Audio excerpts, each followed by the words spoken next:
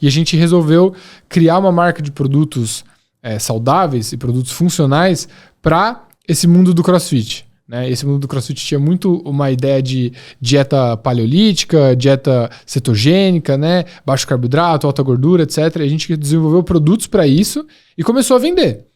Só que a gente tinha medo. A verdade é essa. A gente, naquela época, achava que a gente não tem isso, não tem aquilo, mas a gente não tinha coragem mesmo de tipo falar assim, não vou fazer o estágio na empresa grande, não vou fazer o estágio num banco, porque eu quero abrir essa empresa, eu boto fé, é isso e tal. Eu ficava com medo do absolutismo, né, de que se eu abrisse essa empresa hoje, nunca mais ia conseguir fazer nada, eu ia ter que fazer isso até o resto da minha vida, que não é verdade.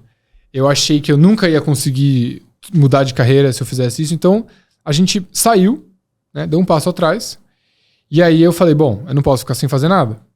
E aí eu comecei a ir atrás do caminho mais tradicional, digamos assim, né, que a faculdade proporcionava. E aí com isso, eu acabei entrando, eu trabalhei numa empresa de energia solar, que era parte de negócios dessa empresa de energia solar. Era uma startup, mas era uma gestão muito engessada, assim, a galera lá, tipo, tive problemas com o pessoal lá um pouco, né, questão de tratamento de funcionários e tal, assim, não me identifiquei, saí, e aí eu falei assim, bom, já que eu tô fazendo esse caminho comum aqui, vamos dizer, eu vou fazer o que tem de mais difícil. Eu quero fazer aqui o maior desafio que existe dentro dessa carreira padrão do administrador que estudou na FGV e tem acesso às coisas que a gente tem acesso. Vou pro mercado financeiro. Vou entrar pro mercado financeiro e vou pro parte mais difícil. Vou pro banco de investimentos do mercado financeiro. Isso com quantos anos?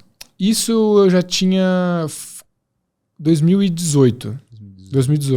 Então eu tinha... 22, mais ou menos. 22 aninhos. Exatamente. Tava prestes a me formar na faculdade. Uhum. Então, resolvi entrar no mercado financeiro. E aí foi assim, eu vou entrar no mercado financeiro porque eu quero me provar. Eu quero provar que eu consigo fazer isso. Eu quero provar que esse caminho é algo que eu posso fazer. Quero ver o que todo mundo se emociona tanto por isso e tal. Só que esse caminho tem uma coisa perigosa, perigosíssima, que você ganha um carimbo automático assim que você entra numa instituição como essa de que você é um membro bom, aprovado da sociedade. Você é um membro digno da sociedade. Assim que você entra numa instituição dessa. Então, eu entrei no Citibank. E o Citibank é um banco, além de ser um banco gigantesco, é um banco gringo. Né? É um banco americano. É um banco que ele dá esse status imediato assim que você entra. E eu entrei com muito desdém com relação a isso. Né? Falei, você vai entrar e eu tenho a minha maturidade, né, para entender o que eu quero, o que eu gosto e tal. Só que você vai entrando e você vai sendo reforçado, né? O ambiente à sua volta vai te reforçando. Muito bem, você conseguiu o estágio aqui. Muito bem, você está indo bem. Talvez você seja efetivado, né? Virar um analista. Muito bem, o seu feedback foi muito bom, né? E aí, muito bem, você ficou até mais tarde no trabalho. Muito bem, você está conseguindo cumprir suas horas aqui. As pessoas ali... Exato. É legal, porque essa questão das pessoas é muito sutil, às vezes. Né? Claro, o seu chefe é uma coisa direta, na lata. O cara fala, parabéns, você ficou até mais tarde, você fez aquilo, você se desdobrou, você se virou, né? Tem sempre esse reforço, direto. Só que existe um reforço muito sutil, né? Indireto. Os seus colegas de faculdade, você sai com eles para ir num bar, alguma coisa, e eles falam tipo assim, o que você tá fazendo? Tô no City. Que legal. Só o tom da voz com relação a, tipo, o que você tá fazendo ali já dá um reforço pra você. Isso é uma coisa que não passa desapercebido pelo seu sistema nervoso. O seu sistema percebe esse reforço, essa aceitação, essa valorização, né? E por que isso? Que estranho, diferente. É porque existe uma... A cultura da Não é uma cultura da onde a gente se formou, né? Onde a gente se formou, os professores, as pessoas que beneficiam a faculdade, né? As pessoas que dão as bolsas, todo mundo, são essas empresas. E essas empresas, né, pagam muito bem, né? Te joga numa trajetória de carreira muito rápida com relação ao enriquecimento, né, salarial, muito rápida. E com isso vem todo o prestígio, vem todo o status, né? Isso está meio que subscrito nesse ramo, né, de administração, de direito, de ciências contábeis, tudo isso. Tá meio que é um alicerce, desse mundo, né? Então, acontecia isso. E eu sou humano, né? As pessoas, a gente é afetado por isso. Só que existia um paradoxo existencial na minha vida durante esse tempo, porque eu me sentia completamente sufocado. Eu me sentia completamente sufocado com o dia a dia daquele trabalho, né? Com a temática daquele trabalho. Eu trabalhava numa área que era financiamento e assessoria para projetos de infraestrutura e energia. Isso quer dizer, desde turbinas eólicas, né? Painéis solares, coisas de energia renovável, né? Estradas, aeroportos, infraestrutura logística e petróleo, né? E gás natural. Então também carbono. E isso, tipo assim, me gerava um conflito de interesse, porque, tipo, eu não sei se eu apoio isso, sabe? Não dá tempo de ver, né? Linha de transmissão em cima de terras indígenas. A gente precisa, né, aprovar isso daí, né? Precisa ver isso daí pro cliente e tal. E meio que as coisas passavam despercebidas, assim. Não tinha um crivo moral passando pelas coisas. Então, tinha muita coisa. E isso daí era o de menos, porque eu tava muito mais preocupado com a minha sobrevivência lá dentro, porque era assim... Só pra você ter uma noção, a rotina era a seguinte. Eu acordava umas 8 da manhã, não era muito cedo. Acordava umas 8 da manhã, no susto, né? Com o alarme tocando. Acordava, tinha que sair correndo, tomar banho. Saía do banho, tinha que vestir um terno, que era uma coisa que eu não gostava. Tinha que colocar camisa, não sei o que, voltar... Tudo com estresse, já olhando o celular, e-mail chegando, coisa acontecendo. Você já estava devendo antes de você acordar, porque tinha pessoas em outros fusos horários que você estava trabalhando, que estavam acordadas antes de você, que estavam pedindo coisa de você. Antes de você sair de casa, você já estava num estresse tão alto que você sabia que o seu dia inteiro ia ser assim. Chegava, acordava, tomava banho, tomava um café, saía de casa, chegava no trabalho 9h30, imediatamente já cobrança. Não tinha tomado café da manhã. Fome. Vou descer, vou comer um salgado que tinha lá na cafeteria. Voltava. Puta, tem que fazer um monte de coisa.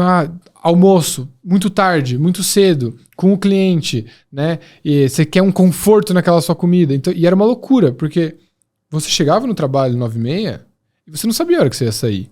Porque as demandas eram tudo pra ontem, né? Não existe tipo, ok, entendi a demanda, vou agendar. Não, é tipo assim, se você não está fazendo nada agora, que é pra agora, isso é pra ser feito agora, né?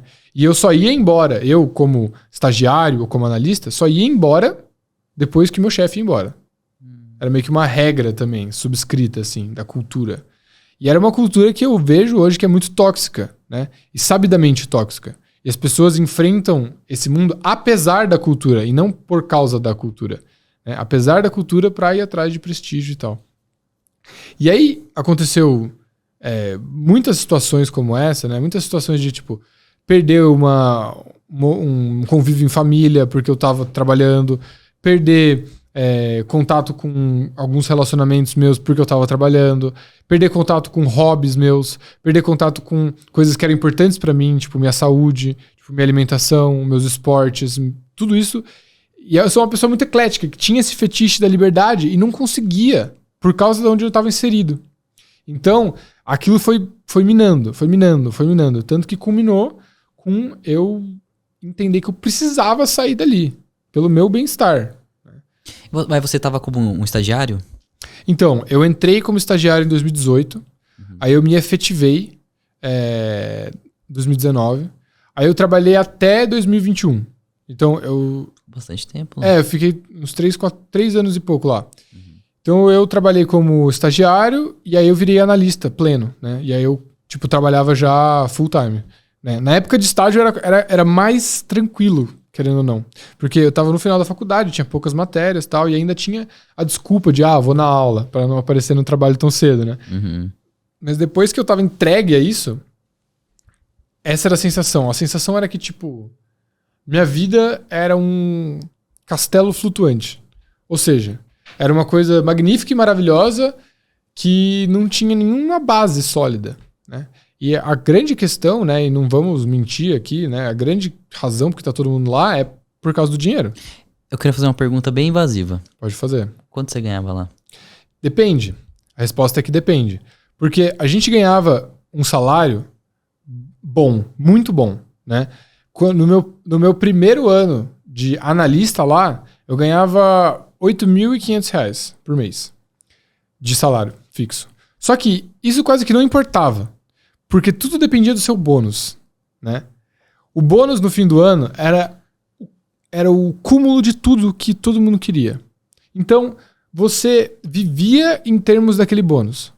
E você trabalhava noites a fio, virava noites. Tinha dia que a gente literalmente via amanhecer dentro do escritório que a gente virava. Trabalhava de fim de semana, não tinha férias. Trabalhava nas férias quando tirava. Então, era uma loucura de trabalho porque a gente tinha o bônus, tinha a expectativa do bônus, né? E não era uma coisa assim, se você chegar em tal meta, você vai ter tal bônus. Não, era uma coisa completamente nebulosa, né? As pessoas não sabiam como vinha. O seu chefe recebia do chefe dele e você recebia do seu chefe um bônus X que ninguém sabia de onde vinha. E aí, quando era pequeno, era culpa do banco e tal. Quando era grande, aí, tipo, todo mundo ficava feliz. E quando eu recebi meu primeiro bônus, é meio que o meu mundo caiu, assim. Porque eu tinha, como estagiário, você não ganhava bônus. E quando, como estagiário, minha recompensa foi ser efetivado, né? Parabéns, você foi efetivado, que não era comum. Eles lutaram para abrir uma vaga para mim lá. Foi efetivado, nossa, fiquei muito feliz, porque foi uma realização pessoal. Eu consegui me provar dentro daquele mercado, né? Uma coisa que eu não tinha me preparado para o mercado financeiro adequadamente, né? Que nem muitas pessoas que estavam lá na faculdade faziam essa trilha, né? Eu tinha feito do empreendedorismo. Então, já estava focado em entrar. Exato. E aí eu entrei mesmo assim e consegui ser efetivado. Então foi muito legal. No meu primeiro ano na verdade, os primeiros 6 meses como de fato uma pessoa empregada, né? Um funcionário pleno, você recebe o bônus. E é um dia de muita expectativa. Porque no mesmo dia que as pessoas recebem o bônus, outras são demitidas. É o dia do juízo final, todo ano. Loucura, mano. É uma loucura. É no final do ano? Não, é no começo do ano. Porque acaba o ano e aí fica-se 2, 3 meses discutindo o bônus. As discussões de bônus começam em novembro e acabam, né? Você recebe o bônus em março. Então é um gasto de energia enorme, energia emocional gigantesca investida nisso. E na primeira vez que eu recebi meu bônus, meu mundo caiu. Eu falei assim, tipo, beleza, é muito dinheiro, mas é isso? Acabou? Aí segue a vida? Bora pro outro bônus? Sério, tipo... Não tem nenhum dia de folga, sabe? Pra você receber o bônus. Tem um happy hour? Não. Não tinha nem happy hour? Não tinha happy hour. Ah, tá. Tinha happy hour. Com certeza tinha happy hour. Só que eu odiava o happy hour, cara. Porque era uma obrigação também. Você tinha que ir lá, porque o chefe ia estar lá e que ia ter não sei quem lá. E você tinha que comparecer e tal. E você também não podia ser esquisito, né? De você não gostar de onde você tá. Você não podia demonstrar que você odiava aquele ambiente. Você tinha que estar all in. Camisa. Exato, você tinha que estar all in, né? Vestindo a camisa com o bordado das suas iniciais. Nunca fiz isso. É sério isso? Sério. É sério. É camisa feita sob medida, né? Que louco. Faz parte do kit do Faria Limer ali, a camisa feita sob medida. Que conste que eu nunca tive uma camisa com as minhas iniciais. Enfim, e é isso. E daí... Durante todo esse tempo, eu vivia essa angústia, né, de estar fazendo isso. Só que é muito difícil de sair. Porque você tá meio que... E quanto mais senior você fica no negócio, mais difícil de sair é. Porque você sabe que o seu próximo bônus vai ser maior. E você sabe que o tempo que você gastou desse ano trabalhando já está alocado para o seu bônus. Então, se você sair em novembro... Você jogou fora todos os seus meses de trabalho de janeiro a novembro porque você não recebeu o bônus. Então, o dia em que as pessoas são demitidas e se demitem é o dia depois do bônus. E comigo não foi diferente, eu fiz a mesma coisa. Depois do primeiro bônus... Depois do segundo. Primeiro bônus, eu entrei em crise existencial, só que eu não saí. Aí eu comecei a fazer terapia. Porque eu percebi uma coisa meio sombria. A verdade é essa, eu percebi uma coisa muito sombria desses meus dias. Eu acordava... eu queria que o tempo passasse mais rápido. Eu acordava e falava, puta, eu não consigo esperar o momento de poder ir pra casa. Né? Aí chegava em casa, não consigo esperar o momento de ser o fim de semana e torcer pra que não tenha que trabalhar. E aí chegava no fim de semana e falava, não consigo esperar o momento de que seja minhas férias. Né? E aí, eventualmente, tipo, você tá torcendo pra sua vida passar mais rápido. Né? A hora que eu me deparei com essa de que a sua vida, a sua rotina, o seu dia a dia é a sua vida, né? O seu dia a dia, né? O seu trabalho, o que você faz a maior parte do tempo, isso é sua vida. Não tem uma, né, aquela coisa de equilíbrio vida-trabalho. Cara, é tudo a sua vida, né? É tudo a sua vida. Se você quer que a sua vida passe mais rápido, você tá querendo morrer mais rápido. Você tá querendo chegar ao fim da coisa mais preciosa que você tem. E a hora que eu me deparei com isso, eu comecei a ficar assustado. Eu fui fazer terapia. E eu comecei a entender que, tipo assim, existem prós e contras pra tudo na vida e a gente tem que tomar certas decisões difíceis. A gente tem que assumir certas responsabilidades. Eu tava vivendo, por mais que não pareça, né? Eu tava vivendo uma situação de conforto muito grande. Um conforto extrínseco muito grande. Aprovação de todo mundo à minha volta. Conforto financeiro muito grande. De estar trabalhando num lugar que me paga super bem, né? Ou até uma aprovação, tipo, mais velada de pessoas próximas a mim, né? Que não são a sociedade, mas, tipo, os meus pais, os meus amigos, pessoas que me veem nessa posição de destaque na sociedade e falam, é isso, inconscientemente, falam, parabéns, continue assim, né? Você é um exemplo para muitos de nós. E eu tava vivendo uma coisa de, tipo assim, como que eu faço para sair disso? Como que eu faço para não me sentir assim, né? Nessa angústia. E aí, lidando com isso na terapia, eu percebi que valia a pena eu fazer o esforço maior de resgatar as coisas que eu gostava durante esse processo. E por mais que isso, eu falava pra minha terapeuta, eu falava, nossa, mas isso vai ser muito difícil e tal. Difícil é viver o que você tá vivendo, né? E eu comecei a resgatar. Comecei a, aos poucos, voltar a ler os livros que eu gostava de ler. Aos poucos, voltar a cozinhar mais, que eu gostava de cozinhar pra mim. Me esforçar pra ir nos treinos, conseguir escalar, sair no fim de semana, sabe? Começar a impor limites. Por mais que isso chateasse algumas pessoas e tirasse essa sensação de selo de aprovação que eu tinha, né, da sociedade. Comecei a fazer isso. E eu comecei a me deparar que é isso que eu gostava, né? E aí, tipo, cortando aí um processo, né, de trabalho razoavelmente grande, aí que veio o Neurofood. É daí que veio essa ideia, né? Desse desconforto meu de estar vivendo um dia a dia que eu não gostava e que eu queria que passasse mais rápido e que era uma dor imensa pra mim, porque eu não estava vivendo da forma que eu queria. E eu não tinha energia, eu não tinha disciplina pra conseguir ir além do que estava posto ali pra mim, né? Então eu consegui fazer isso só quando eu comecei a entrar nesse desconforto, analisar com mais carinho o que eu era, o que meu ambiente era, né? Começar a entender como é que a minha cabeça funcionava, como é que a minha biologia funcionava em relação a esse ambiente. E aí tudo isso desenvolveu as alavancas que hoje eu uso, os meus mentorados usam, meus alunos usam, né? E que eu coloco nas redes do Neurofood e tudo mais, que são as alavancas que permitem que você consiga olhar para a sua vida de uma forma mais holística. De que a sua vida é uma só. E que o seu dia a dia é a sua vida, né? A sua rotina é a sua vida. E o que você está fazendo com ela é o que você vai estar fazendo provavelmente o resto da sua vida, né? Então, se você não coloca um pouco de ímpeto e de gás ali para realmente modificar e fazer ela melhor, você vai continuar vivendo com essa ideia de que você quer que a vida passe mais rápido. E isso para mim é um pesadelo. Viver isso é um pesadelo. Aí, mas nesse primeiro ano, depois do primeiro bônus, no primeiro ano não, depois do primeiro bônus, você começou a olhar mais internamente, né? Olhar pra dentro depois dessa terapia. Mas aí você continuou por mais um ano. É que daí veio a pandemia. Entendeu? Eu tava prestes a pedir as contas. Eu tava prestes a jogar fora o próximo bônus. Aí outra coisa que a terapia me fez, ela me ajudou a conseguir compartilhar coisas difíceis com as pessoas, né? Que é uma coisa muito importante. Hoje eu vejo a vulnerabilidade como uma arma muito forte. Eu vejo a vulnerabilidade como um ativo muito grande que você tem.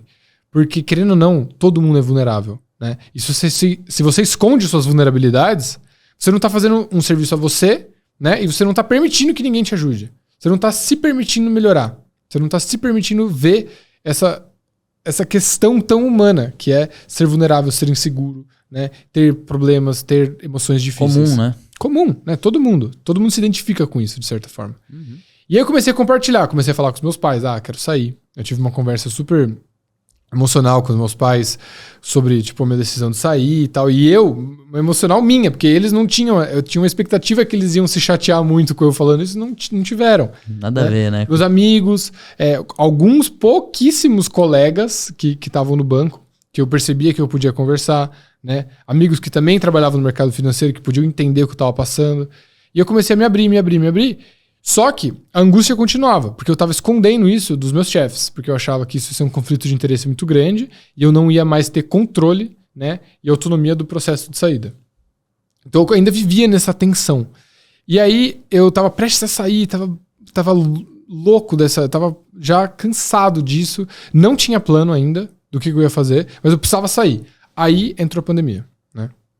Eu voltei do carnaval de 2020 e logo em março o banco decretou que a gente ia para casa por causa do coronavírus, a gente ia para casa e a gente tinha que ficar 2 semanas em casa, né? Ia fazer uma rotação, 2 semanas, 2 semanas. Acabou que a gente ficou meses a fio em casa, né? E esse tempo, além de ficar em casa, que era uma coisa que eu não fazia, eu não ficava em casa, né? Eu tomava café da manhã, almoço e jantar fora de casa sempre, morava no banco, mal via a partir de dentro da minha casa, não passava tempo com a minha família, nada. Aí eu fui para casa, consegui me sentir centrado, né? Porque não tinha ninguém me vendo, não tinha que pôr o terno, não tinha que agir, fazer os 3 jeitos e coisas. Então eu me senti muito mais livre para parar para pensar. Só isso já me deu um respiro de vários meses. E aí as funções do banco também começaram a diminuir. O tanto de trabalho que eu tinha para fazer diminuiu. Porque os clientes todos nossos começaram a travar as operações deles, né? Travar os projetos, porque tudo era muita incerteza, né? A pandemia criou muita incerteza e a gente se travou. E aí isso permitiu espaço na minha cabeça para pensar no que eu estava pensando, entender o que eu estava começando a sentir que era importante para mim. E aí daí que eu consegui ficar mais aquele 1 ano, né? Então eu recebi o bônus, aí teve a pandemia inteira. Aí durante a pandemia inteira, tipo, a gente ficou mais de 1 ano em casa, né? E aí esse 1 ano em casa foi o ano que eu consegui aguentar. No próximo bônus, eu saí. E aí, empreendedor, você já teve medo de estar pagando seus impostos da maneira errada? Já pensou se você está pagando mais ou menos do que você deveria? Com a DBI Contabilidade, eu te garanto que isso nunca mais será um problema. A DBI é rápida, acessível e acolhedora com seus parceiros. E eu falo isso pois sou um dos clientes da DBI também. Caso queira saber um pouco mais sobre a DBI, é só clicar no primeiro link da descrição.